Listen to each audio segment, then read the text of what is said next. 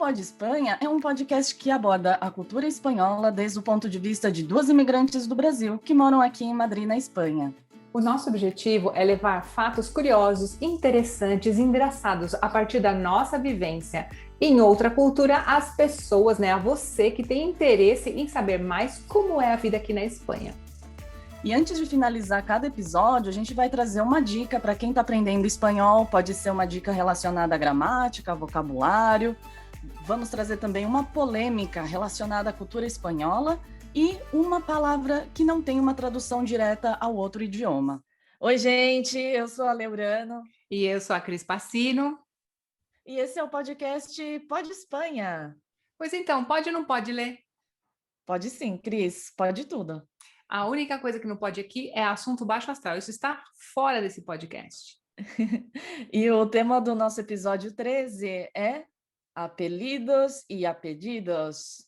E a minha convidada é a Cris. Quem é a sua convidada, Cris? Muito obrigada. A minha convidada de hoje é a Leurano. Obrigada pela sua participação, Lê. Obrigada pelo convite. No final da nossa conversa, como sempre, a gente vai ter 3 quadros fixos. E, bom, que são a polêmica, a dica do dia e o intraduzível. A polêmica do dia é a seguinte: derby não é cigarro em espanhol. Uhum. E eu trouxe uma dica relacionada à gramática para dar um boom aí em quem está patinando no subjuntivo. Uau! Também trouxe o intraduzível, que é... Bom, vou falar para vocês depois, no final, para vocês ficarem curiosos. Tá joia, tá joia. Então, como é que é? Então, se em castelhano, apelido é sobrenome, como é que se diz apelido, então? Olha, pode ser mote, apodo ou sobrenome. E uma curiosidade é que em Portugal eles ainda falam apelido. Para o Engraçado, né? sobrenome. É. Então a gente tem que ficar bem atenta quando a gente está conversando com algum português, ou quando a gente está ouvindo rádio, por exemplo, ou um podcast, sabe que o apelido é... Aí eu me confundo toda, quando eu preciso parar para pensar. Então, o apelido é o sobrenome lá em Portugal.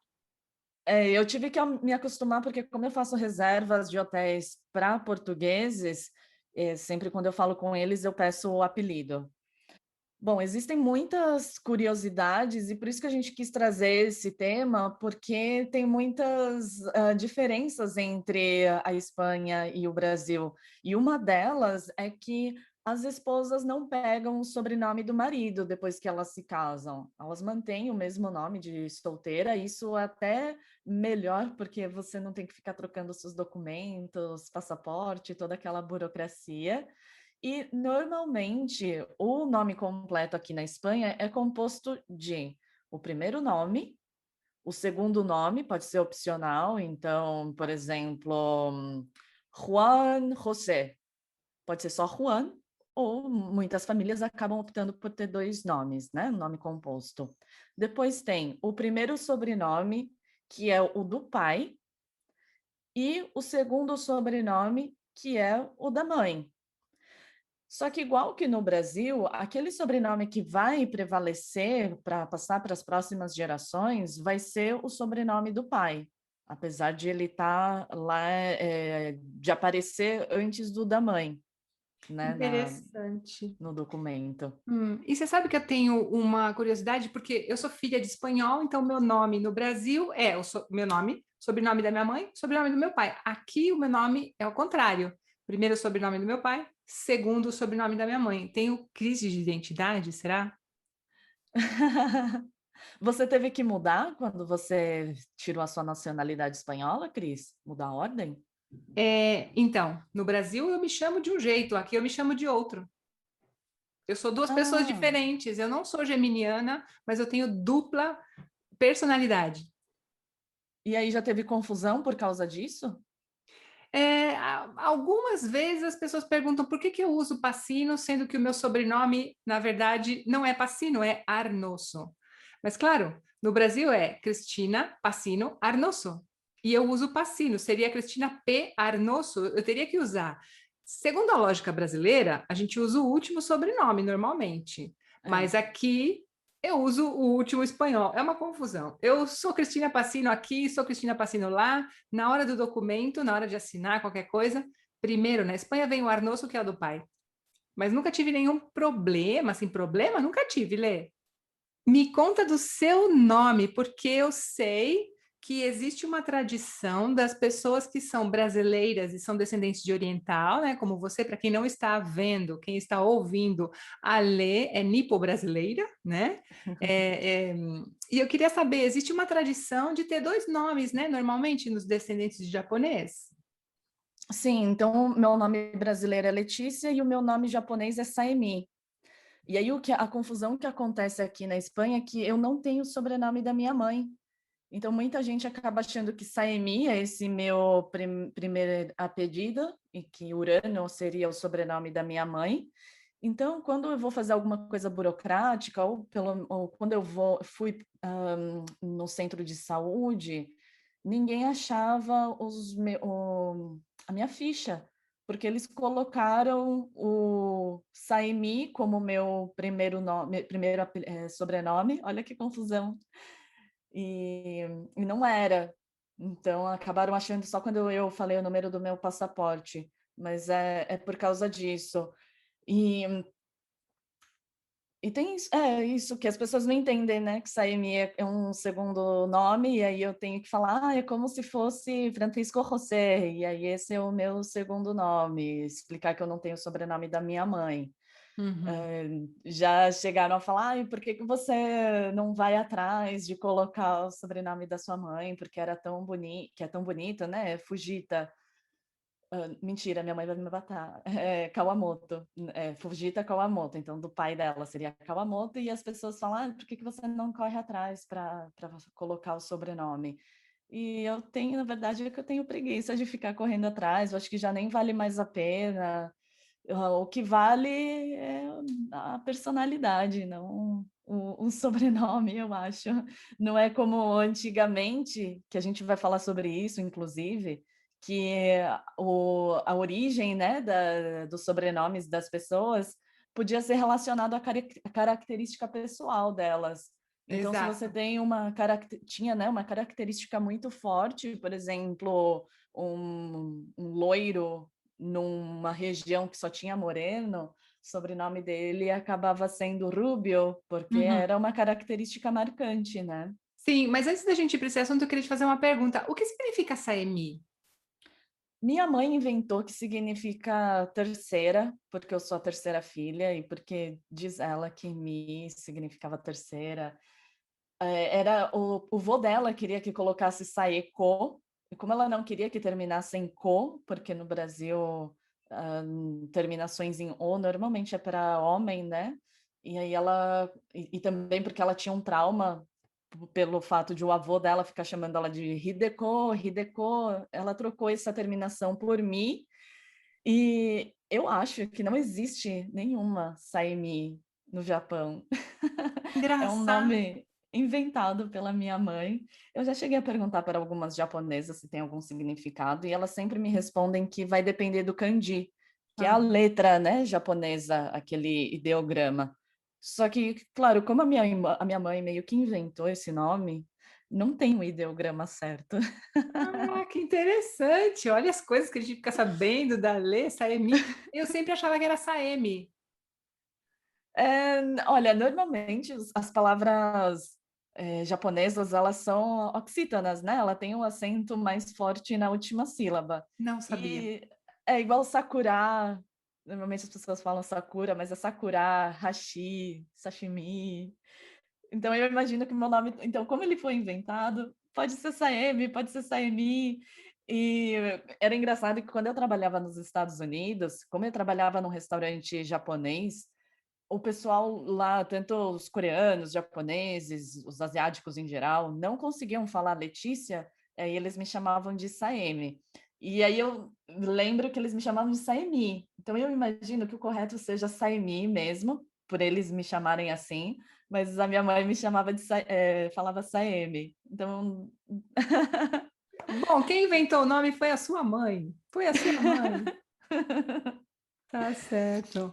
E essa história do primeiro sobrenome, eu também queria contar uma coisa que aconteceu comigo quando eu cheguei aqui na Espanha. Eu trabalhei para uma empresa que no começo eu era secretária. Então eu fazia os cheques, olha, eu preenchia cheque, gente, faz 17 anos isso, tá? Fazia os cheques e colocava por ordem alfabética. Só que o cheque era preenchido assim, a nome de quem? Então era nome de Garcia Rodrigues, vírgula, Maria. Então era por ordem alfabética do primeiro sobrenome. Gente, eu demorei tanto para entender isso, e eu começava a preencher os cheques, Maria Garcia Rodrigues, e o chefe falava, Cris, tá errado, não é assim. Mas como que não é assim? O nome, primeiro sobrenome, segundo, não, essa não é a lógica. Tanto que quando a gente está numa escola, na faculdade, por exemplo, primeiro se fala sobrenome, primeiro sobrenome, segundo e depois o nome. Para as listas, por exemplo, listas de alunos também, se fala assim. Você já percebeu isso? Aham. E aí você gastou várias folhas de cheque? Gastei. Não, e assim, no começo eu errava, ele tudo bem, daqui, né? Ele mesmo rasgava e tal. E aí, depois de um tempo, eu já peguei no automático, mas de vez em quando eu esquecia. E para colocar aquilo tudo em ordem alfabética? E a pessoa chegava e falava assim, Maria Garcia Rodrigues. E eu já ia direto no M. Não, é Garcia Rodrigues Maria. Uf, É uma confusão para a gente que vem para cá e tem que se acostumar com essa ordem, e para eles também, acho que quando vão para o Brasil ou para outro país, né? sim, sim. Mas é interessante a gente ter isso em conta, porque, não sei, é uma pessoa que esteja ouvindo a gente, que mora aqui na Espanha, já sabe. Quando for chamado, sei lá, por um médico, por exemplo, você vai no médico, no hospital mesmo, primeiro vão falar o sobrenome e depois o seu nome, né? É assim. É verdade. Uhum. Senhora, senhora Urano, me chamam quando eu vou no médico. Então, Cris, e por falar em sobrenomes, tal, você sabe qual que é a origem dos sobrenomes aqui na Espanha? olha, muito interessante a sua pergunta. Eu sei de uma delas, né, que é a origem toponímica. O que significa? Se refere ao nome do lugar. Então, por exemplo, Castillo, Navarro, Aranda, Ávila, Monte, Ribera, Prado. Estamos falando de lugares, né, que tem um castelo no lugar, um Navarro que é de Navarra, Aranda que é de Aranda, e também estamos falando de monte, né, uma pessoa que mora en el monte, uma pessoa que mora en el Prado. Então Juan del Prado, por exemplo, e que depois mais para frente Juan Prado, né? Esse é uma das origens do sobrenome. E eu vi que você trouxe algo de profissões para gente, né? Então, também existem sobrenomes relacionados à profissão da pessoa, por exemplo, barbeiro, cabalheiro, coronel, herrera, Zapatero, que é um político aqui da Espanha, inclusive. E isso tem a ver porque, imagina, 400 anos atrás existiam muitos nomes repetidos. Então, para você não ter 5 Pedros no mesmo bairro, como é que você vai saber a qual Pedro a pessoa está se referindo? Então, ela falava o Pedro Caballero, el Pedro Castillo, para saber, para estar relacionado a alguma coisa específica, né? E aí você saber a qual Pedro a pessoa estava se referindo. Sim. E você sabe que tem uma curiosidade também que quando você tem, sei lá, o Juan, que é filho da Maria, aqui muitas vezes se disse Juan de Maria, ou o Juan, filho do Pedro, é Juan de Pedro, e isso se transformou num sobrenome também. Como a gente às vezes fala, a Letícia, Letícia de Pablo, Uhum. né?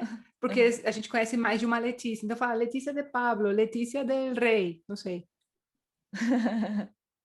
Inclusive, o meu nome, né, que é Letícia com C, aqui tem Letícia com Z, que é a rainha aqui da Espanha, e não que seja comum, não que todas as espanholas que se chamem Letícia vão ser com Z, mas por influência dela, as pessoas que começaram a ter filhas meninas começaram a colocar Letícia com Z. E aí, sempre quando eu falo meu nome, eu tenho que falar que é com C para eles não colocarem com Z. E isso é porque o som para eles de Z e C é igual com a língua entre os dentes, Letícia. E para você que estiver no Brasil lendo Letizia, com Z, né? Não fala Letizia. Sim, e se você for pensar, é um erro gramatical atualmente, porque a letra Z nunca vai antes da letra I, então seria um erro gramatical, mas antigamente sim se escrevia assim, né? E também, outra curiosidade com os sobrenomes relacionados à qualidade, né? Por exemplo, a Uhum. qualidade é a característica que a pessoa tem, né? Por exemplo, calvo, que é uma pessoa careca, castanho, branco, crespo, delgado. Olha que interessante.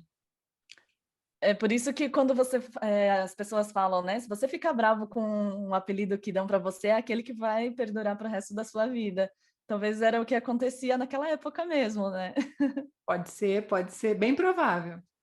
É, e aí, além disso, também tinha os sobrenomes que terminam com as letras AZ, EZ e Z, significa que ela era filho de tal pessoa. Então, por exemplo, González era o filho de Gonzalo, Álvarez era filho de Álvaro, López, filho de Lope, e Hernández, filho de Hernán, que também hoje em dia é o Fernandes, porque antigamente o H tinha o som de F.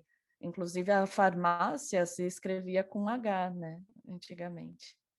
Ok. Bom, farmácia com PH, né? Eu vou falar sobre PH já já quando eu falar de um nome muito interessante, olha. Mas o que você está falando é tipo formiga, né? Hormiga, que passou, que o antigo era com F, né? O Fernandes se transformou em Hernández. E os três sobrenomes mais comuns da Espanha, Lê, você sabe quais são? Eu imagino que sejam exatamente esses que terminam com IZ, OZ, porque eu escuto com bastante frequência.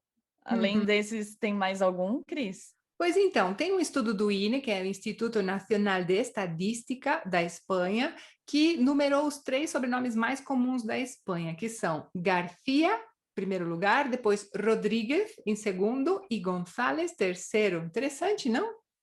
Olha, e também pontuar que os sobrenomes espanhóis, eles terminam com Z, e no Brasil, esses mesmos sobrenomes terminam com S. No Brasil e em Portugal, né? Terminam com S. Tipo Fernandes, Pérez, Lopes. É, Rodrigues, Gomes. Aham, legal. E tem uns apelidos, gente, de nomes que são muito diferentes. Olha, tem um nome muito comum, muito comum, que é Francisco, né, na Espanha. Uhum. Francisco, olha, a gente conhece quatro apelidos. Olha, pode ser Paco, Francisco, Curro, né? Deve ter mais, com certeza tem mais. E uma curiosidade sobre Paco. De onde vem Paco? O que que Paco tem a ver com Francisco? Gente, Paco, vamos pensar. Então, como a gente estava falando antes, que a letra antes não tinha o F, ele era escrito com PH, né? Então, Francisco Uhum. era com PH, então era PHRA e o resto do nome. E aí, para abreviar, se colocava PH e as duas últimas letras, PHCO. Esse H, ele foi mal interpretado, foi mal entendido com o tempo, de acordo com as pessoas que escreviam. Então, esse H virou A e ficou Paco. Olha que Ah, interessante. Legal, né? É o, legal a gente X- saber. o Xisco já é mais óbvio da terminação de Xisco, mas de Francisco, mas Paco não era tão óbvio. Pois é, pois é. E tem outro nome também que é super comum na Espanha, que é José, né? Se não for Uhum. o nome mais comum da Espanha, assim, por dizer algo. E a abreviação de José é Pepe. Mas o que que José tem a ver com Pepe? Isso vem da Bíblia, gente. Isso vem, na verdade, José quem era? José era o padre de Jesus Cristo. A gente supõe que é o pai de Jesus Cristo. Mas por que que a gente supõe? Porque vem de pater putativus, né? Putativus, que em latim quer dizer suposto pai, ou seja, supostamente é o pai de Jesus. Então, pater putativus é o P, ficou Pepe. É Depois, interessante porque daí o brasileiro ele não pode chegar aqui e já dar por certo que o Francisco vai ser Chico, que o José é Zé, porque os apelidos, as abreviações, elas mudam, né? elas mudam muito. E imagina um brasileiro falando Zé. Um espanhol, um espanhol-falante nunca vai dizer Zé. Eu tenho uma coisa Uhum. engraçada para contar. Quando eu estava em Búzios, eu conheci um argentino que mostrou, falou para a gente: olha, tem uma praia muito legal, vocês precisam conhecer. É a praia de Sé Gonçalves. E a gente procurou a praia de Sé Gonçalves. E não existia praia de Hum. Sé Gonçalves, é Zé Gonçalves o nome da praia. A gente nunca chegou na praia Sé Gonçalves, porque ele não sabia falar Zé. Ai, se ele me ouvisse. Pena que eu não lembro o nome deles, não mandava um beijo para ele, mas não lembro nem o nome dele. E depois, vamos para mais nomes, né? Então, por exemplo, Dolores, o diminutivo de Dolores é Lola. Olha só, eu achava que era Manuela quando eu cheguei. Eu achava que já fosse um nome próprio. É, eu acho Lola muito bonito, mas Dolores é muito dolorido, né? É verdade. E sabe uma coisa curiosa que os nomes de mulheres são nomes assim de sofrimento, né? Não tem, você não vai escutar um nome de homem assim com essa conotação de sofrimento. Você sabe que eu nunca tinha pensado nisso, e é muito verdade, Lê. É, né? É mesmo. Nossa, martírio, é verdade. Ai, agora, Socorro, então, Mercedes, Imaculada. Bom, Imaculada Concepción, tudo bem. Mas é verdade.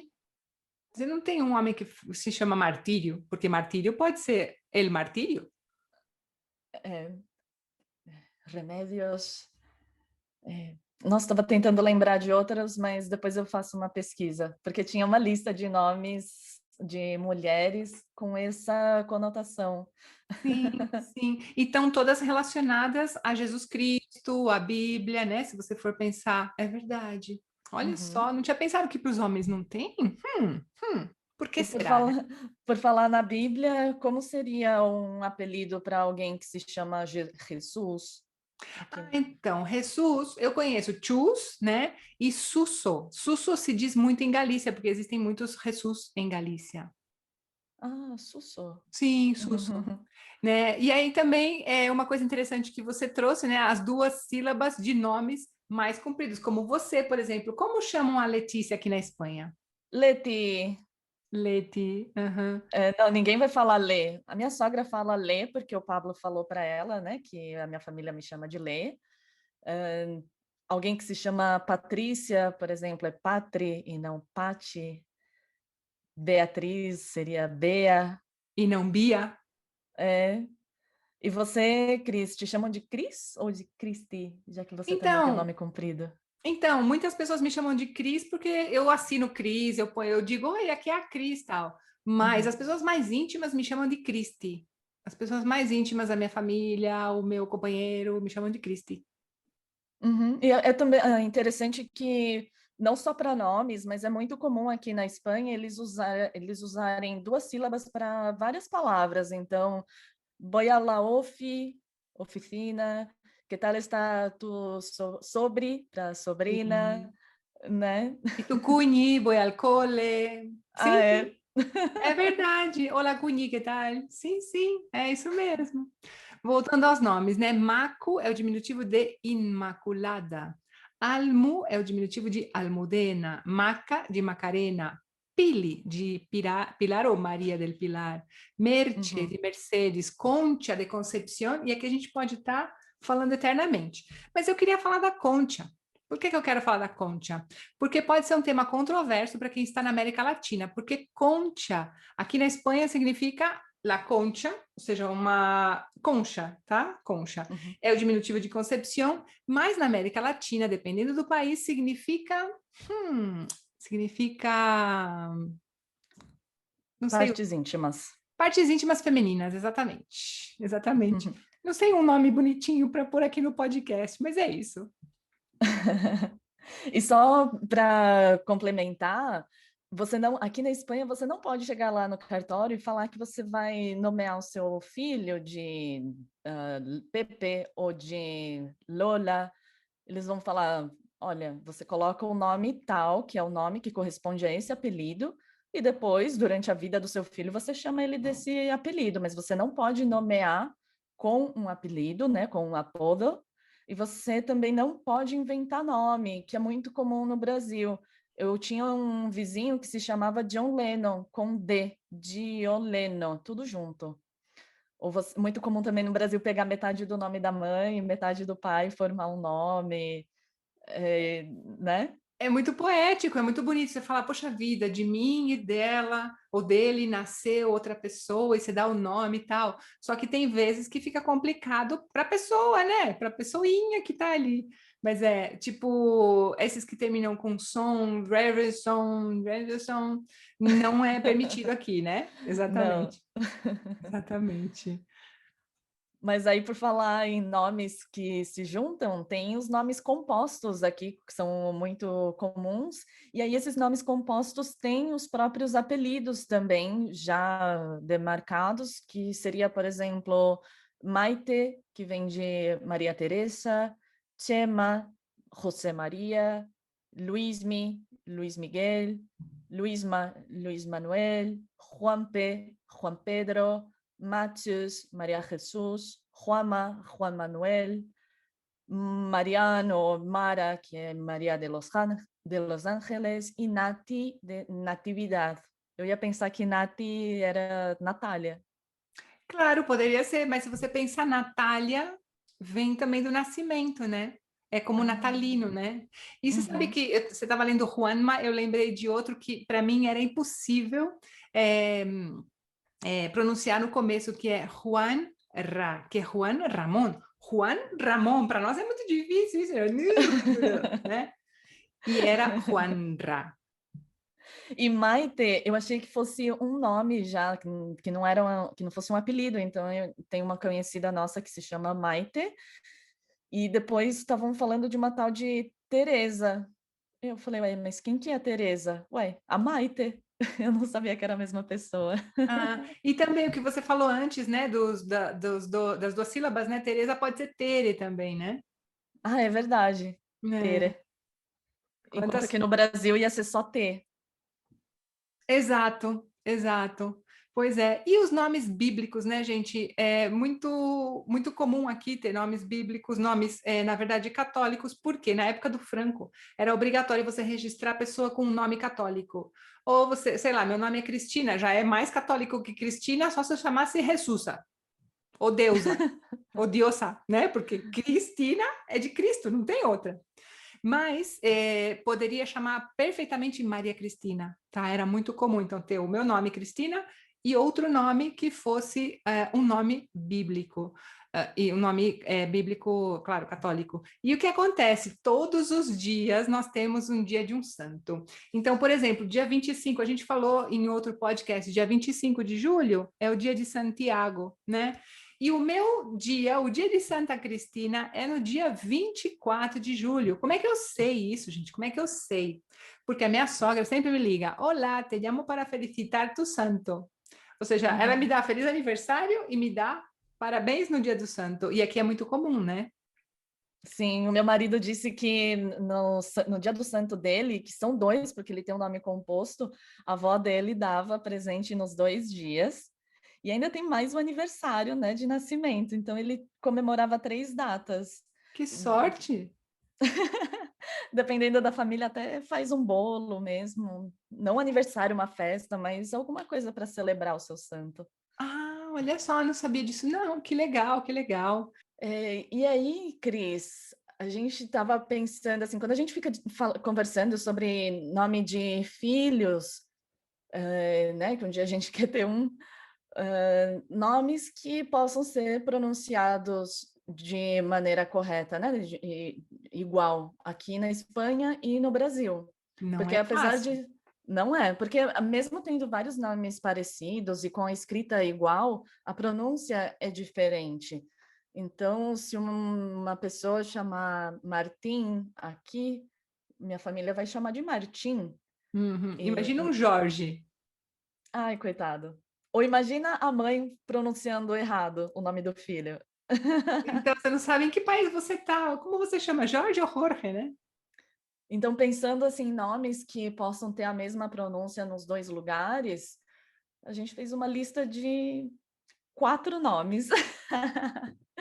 E aí a gente queria pedir ajuda dos ouvintes, ajuda sua também, Cris. Quais nomes têm a mesma pronúncia aqui e no Brasil? A gente pensou Lara, mas Lara já é a minha sobrinha. Lucas, Mateu, mas Mateu já, inclusive no ano passado, né, eles fizeram uma lista dos nomes mais comuns na Espanha. Mateu é um deles. Inclusive, uma amiga minha colocou o nome do filho dela de Mateu e a prima do Pablo. Nina, você sabe mais algum, Cris? E para de contar, estava pensando que um dos nomes mais comuns hoje em dia para meninas que nascem, bom, tem Mateu é masculino e Lucia é feminino, mas não dá porque para a gente é Lúcia. É verdade. Então, olha, eu preciso pensar. Então, eu vou ficar pensando, vou deixar esse assunto em banho-maria e vou fazer igual você, pedir ajuda para quem está nos vendo, quem está nos ouvindo, dar sugestões de nomes que se pronunciem igual. Que dá para escrever igual, Lucia e Lúcia é a mesma coisa, mas se pronuncia diferente. Então, sugestões são bem-vindas, né, Lê? Sim. E para finalizar o episódio, tem mais alguma coisa para falar, Cris? Acho que não, acho que é isso. Vamos falando porque está bem completo. Olha, a gente já falou de nomes compostos, de sobrenome, a diferença de um e outro, relacionada à geografia, à origem dos nomes, mas a gente tem que falar sobre os nossos quadros, né? Sim, bora? Bora lá, bora lá. Polêmica do dia é o derby não é cigarro. Então nós vamos aproveitar que nós estamos na época da Eurocopa, né? Então Uhum. existe uma palavra aqui que é derby. Derby, o que que é? É um jogo entre dois times da mesma cidade, dois times muito importantes da mesma cidade. Por exemplo, Palmeiras e Corinthians. Por exemplo, Fla-Flu é Uhum. um derby.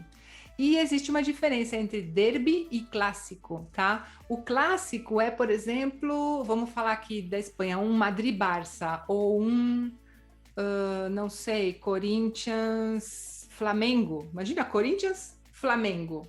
São as Então, maiores torcidas. é um clássico entre dois times muito importantes do país, né? Então, por exemplo, Liverpool e Manchester é um clássico, não é um derby. Então, o derby é isso, são dois times muito importantes da mesma cidade ou da mesma comunidade autônoma, no nosso caso aqui, e o clássico, um jogo entre dois times do mesmo país que sejam igualmente importantes, que tenham o mesmo peso. Ah, que interessante. Eu, como não entendo nada de futebol, nunca nem tinha ouvido falar disso, mas eu imagino que para quem é fanático, né, é bem interessante mesmo esse tema. Uhum. E conta pra gente qual que é a sua dica do dia que vai dar o que falar, porque é uma dica importante.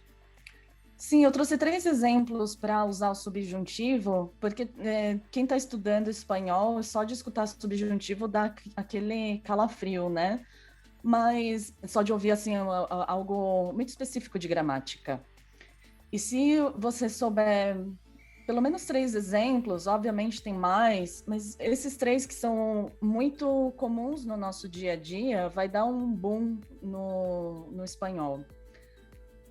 Primeiro exemplo, quando, no sentido de futuro, usar subjuntivo, então seria, por exemplo, quando eu cheguei a casa, me como um bocata. Né? Quando eu chegar em casa, eu como um sanduíche.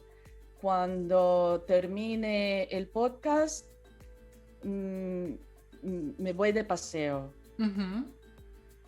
Outro, não é que, então, não é que não me guste, sino que não me apetece. Né? E essa regra vale para o português, mas normalmente a gente usa errado. Né? Não é que eu não gosto, as pessoas falam assim, mas o certo não é que eu não goste. Então, a mesma regra para o espanhol, não é que não me guste, é que de momento não me apetece. E aí o último exemplo é, não creio que seja verdade, não creio que esteja disponível. porque se você usar na forma positiva, creio que, aí você usa o verbo indicativo, sem ser o subjuntivo. Essa era a minha dica. Ok, isso é importantíssimo, muito importante. E o intraduzível, Lê? O intraduzível é uma expressão aqui em castelhano que seria tirar a casa por la ventana. Seria gastar muito dinheiro. Então, imagina que você trabalhou muito o ano inteiro e agora você quer tirar férias e aí você vai para as Maldivas. E lá você gasta horrores de dinheiro. Então, você está tirando a casa por la ventana. Eu não sei como seria uma expressão em português nesse sentido, de gastar muito dinheiro. Você sabe, Cris? Também não conheço. Quando eu ouço essa expressão, tirar a casa por la ventana, eu imagino uma casinha, assim, um protótipo de casa, uma maquete, e uma pessoa indo pela janela e jogando a casa. Igual o Fantástico Mundo de Bob, você lembra? Tinha um menininho que ele usava essa imaginação. É isso aí, é por aí. Eu tô igual o Fantástico Mundo de Bob. É isso aí. Sempre, tirar a casa por la ventana, tipo, eu vou lá na janela. Não conheço. Se alguém conhecer, deixa nos comentários pra gente, que a gente quer saber a sua opinião e de repente vai que existe, né? Mas a gente faz tempo que tá aqui, a gente não ouviu não, né, Lê? Eu não lembro. Então é isso, gente. A gente vai ficando por aqui, terminando mais um episódio do Pod Espanha. Se vocês puderem, entra lá no nosso Instagram, que a gente atualiza todos os dias com um corte do podcast e os nossos quadros. Então, se vocês quiserem fazer um comentário, dar alguma dica, vocês podem deixar lá nos comentários ou mandar um direct também. A gente está no YouTube e no Spotify. É isso aí. Se você está vendo a gente no YouTube, não esqueça de curtir esta publicação, fazer seu comentário e seguir a gente para sempre estar recebendo em primeira mão o quê? O nosso podcast, porque a gente toda segunda-feira sobe um episódio novo, né? Isso mesmo. Então é isso, gente. Um besito. Um besito, muchas gracias. Hasta pronto. Tchau. Tchau.